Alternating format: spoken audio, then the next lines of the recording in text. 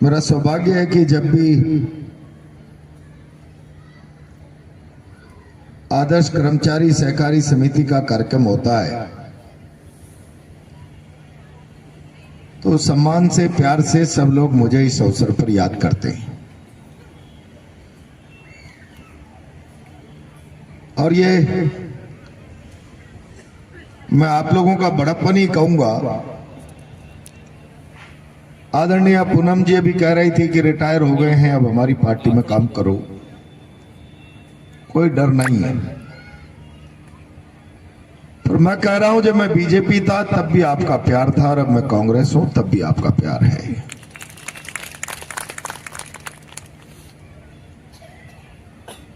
मैं बहुत लंबी चौड़ी बात नहीं करूंगा। मैं सुल्तानपुर से 4:30 बजे सीधा ही आ रहा था, लेकिन मुझे कहा गया कि थोड़ा रुक कर आए, और उस रुकने के कारण अब समय ऐसा हो गया कि मैं बहनें हैं, बुजुर्ग सेवानिवृत्त व्यक्ति हैं, मैं केवल इस अवसर पर इतना कहूंगा, आज सेवानिवृत्त लोगों का सम्मान किया है और सेवानिवृत्ति के बाद इस सम्मान के समय ये महसूस न करें कि हम राजकीय सेवा से दायित्व मुक्त हो गए। दुर्भाग्य से देश की व्यवस्था ऐसी बन रही है कि सरकारी कर्मचारी होने के कारण राष्ट्र की सेवा की परिभाषा राजकीय सेवा में करती है। मन में ये विचार और भाव होने चाहिए कि मैं कल तक सरकारी वेतन और मानदेय प्राप्त करके राष्ट्र की सेवा करता था, अब सेवानिवृत्ति के बाद मैं जिम्मेदारी से, मनोभाव से, ईमानदारी से और ज्यादा ताकत से राष्ट्र की सेवा करूंगा। और मैं जब और ज्यादा ताकत से बात कर रहा हूं तब ये इसलिए कह रहा हूं कि मैं कल तक जब सेवा में था मेरे साथ कई प्रकार की आचार संहिताएं थी, कई प्रकार के कोड ऑफ कंडक्ट थे, कई प्रकार की सीमाएं और मर्यादाएं थी। उन सीमाओं और मर्यादाओं में रहकर मैंने सरकार का काम किया, राष्ट्र का काम किया। लेकिन सेवानिवृत्ति के साथ ये सीमाओं का दायरा मेरे साथ समाप्त हो गया और मेरी सीमाओं का और काम का विस्तार हो गया। और ये इसलिए भी आवश्यक है कि आप लोगों के साथ इस देश के बारे में, समाज के बारे में, व्यवस्था के बारे में 60 सालों के जीवन का लंबा अनुभव और 60 साल का अनुभव लेकर कोई व्यक्ति समाज में कोई सुधारात्मक काम करे, समाज में कोई रचनात्मक सोच का बीज डालने का प्रयास करे, समाज में गलत और अनीति के खिलाफ समाज को अवेयर करने का प्रयास करे, तो मेरा विश्वास है उसका अनुभव, उसका तजुर्बा निश्चित रूप से समाज के लिए लाभदायक सिद्ध हो सकता है। बहन पूनम जी ने कहा आप डरने की जरूरत नहीं। इस समय पूरे देश में भय का माहौल है, डर का वातावरण। मैं आज ईमानदारी से, मेरे सामने समाज का बुद्धिजीवी तबका बैठा है। मैं कोई कच्ची बस्ती में भाषण नहीं कर रहा जहां कोई गरीब और अनपढ़ लोग रहते हैं। जीवन की चुनौतियां इतनी है कि देश की समझ उसके साथ उनका कोई रिश्ता ही नहीं बन पाता। मैं ऐसे तबके में नहीं हूं। मैं ऐसे तबके के बीच में काम कर रहा हूं जिनके पास अपना नजरिया है और अपना सोच है।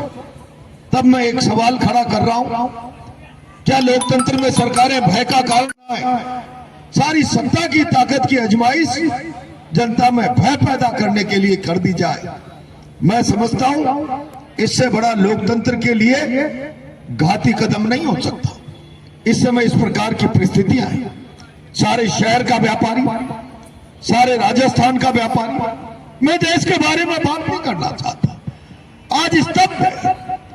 अगर वो कोई विरोधी दल के नेता से मिलना चाहता, जिनकी गुड्डी बुड्डी जो मिले हुए, उनकी तो मैं नहीं कहना चाहता, लेकिन ईमानदारी से जो अपना दायित्व सत्ता और विरोध का निभाते, ऐसे किसी विरोधी दल के व्यक्ति के साथ कोई कर्मचारी मिलना चाहता है, कोई व्यापारी मिलना चाहता है।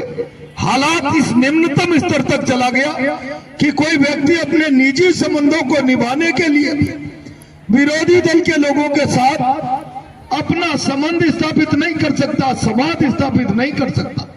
ये परिस्थितियां समाज के सामने चुनौती है, ये पूरी व्यवस्था के लिए चुनौती है।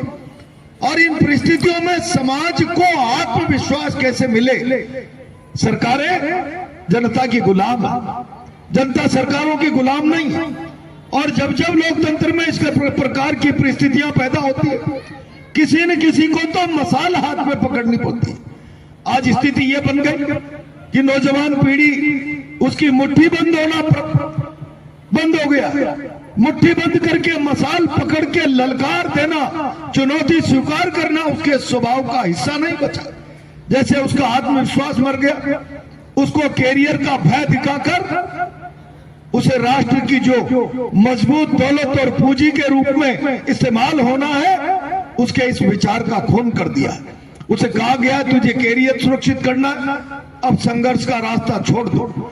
अब जब समाज के लिए संघर्ष का रास्ता कोई करेगा नहीं, तो सरकारें अपने आप को सुरक्षित रखने के लिए समाज को भय के वातावरण में खड़ा कर देगी। हमारे अनुकूल चलो, हमारे विरोध में मत चलो। प्रतिकूलता दुष्परिणाम दे सकती है। ये जो परिस्थितियां देश में पैदा हो गई, अगर नौजवान की मुट्ठी बंद होना शुरू हो गई, तो अब सेवानिवृत्त के हाथ उठने चाहिए, उसकी आवाज उठनी चाहिए, उसको इस दायित्व का भान होना चाहिए कि मेरे सोच के दायरे में कल सरकार के नियम कानून बंधन और मर्यादा थी, लेकिन अब सेवानिवृत्ति के बाद मेरे केंद्र में सामुदायिक सेवा है, मेरे केंद्र में राष्ट्र है। और जो भी मेरे सामुदायिक सोच और राष्ट्र के नजरिए के साथ काम करने में बाधक बनेगा, मैं मुट्ठी बंद करके इनकलाब करूंगा। और ये बात जब मैं सेवानिवृत्ति के 60 साल 65 साल के लोगों से बात कर रहा हूं, तब मैं कह रहा हूं, कांग्रेस का कार्यकर्ता बन जाने के बाद कह रहा हूं, कौन कहता है कि इनकलाब केवल जवानी की आवाज से आता है? स्वामी विवेकानंद जी ने कहा, उठो, आगे बढ़ो, रुको मत, तब तक चलते रहो जब तक लक्ष्य को प्राप्त नहीं कर लो। लक्ष्य समाज में समरसता कायम करना है, भयमुक्त समाज का निर्माण करना है, सक्षम और समरसतापूर्ण समाज का, सहिष्णु समाज का निर्माण करना है।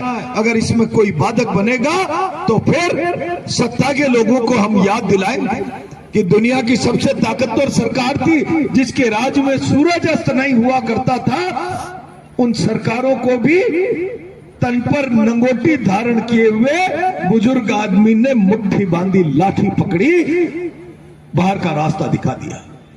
जयप्रकाश नारायण वृद्ध आदमी थे, 75 साल का अन्ना हजारे था, पूरे देश के मन को आंदोलित कर दिया। और इसीलिए भारत में ये विचार मरना नहीं चाहिए। भारत में ये अंतरात्मा की आवाज जो हर चुनौती से लड़ सकती है, ये जिंदा रहनी चाहिए। और ये जिंदा रहने के लिए अन्ना हजारे ये कह दे, कोई मेरा क्या बिगाड़ लेगा, मैं मंदिर के नीचे रहता हूं, कौन सी ईडी उसमें क्या तलाशेगी और कौन सी पुलिस मुझे तिहाड़ जेल में बंद करके क्या बिगाड़ लेगी। मैंने नतमस्तक होते देखा तिहाड़ के उस अन्ना के अनशन के सामने संयुक्त सदनों को। ऐसी स्थितियां आज घातक हो रही है। देश को जरूरत है इन चुनौतीपूर्ण माहौल से निपटने की, और इससे कुछ करने की आग 75 साल के व्यक्ति में हो सकती है। सविनय अवज्ञा, हम विनय पूर्वक नहीं मानेंगे शासन की दादागिरी। गांधी का आंदोलन, और रास्ता बना आजादी का। ऐसा विचार सेवानिवृत्त लोगों के मन में आवे। अब मेरा सोच सामुदायिक है, मेरे सोच के केंद्र में अब सरकार की सेवा और अनुशासन नहीं, राष्ट्र साधना मेरे सोच में है। और इसमें भय मुक्त, समरसता पूर्ण, संपूर्ण सहिष्णु समाज के निर्माण के लिए मैं आगे बढ़ूंगा। और कोई बाधा आई तो फिर मैं मुट्ठी भी बांधूंगा, इनकलाब भी करूंगा। तब हम अपनी जिम्मेदारी ठीक तरीके से निभा पाएंगे। मुझे इस अवसर पर आप सबने याद किया। आपकी सहकारी समिति शानदार काम कर रही है। बहुत जिम्मेदार और ईमानदार लोग इस समिति की व्यवस्था में हैं। आजकल समितियां कब्जे के संगठन हो गए, दुकानें हो गई। जिस प्रकार से अन्य क्षेत्रों में काम करने वाली सहकारी समितियों को अपनी दुकानें बनाकर कुछ लोगों ने जो ठेकेदार बन गए, ये परंपराएं डाल दिए। इन परंपराओं को भी कहीं न कहीं समाज में अवेयरनेस लाकर समाप्त करना पड़ेगा। एक संदेश आदर्श कर्मचारी सहकारी समिति को सारी हाड़ोती में इस विषय का भी देना पड़ेगा। लोगों के मन को जगाना पड़ेगा, लोगों के मन में अवेयरनेस और आग दोनों लानी पड़ेगी। इसी आह्वान के साथ मैं अपनी बात को विराम देता हूं। बहुत बहुत धन्यवाद।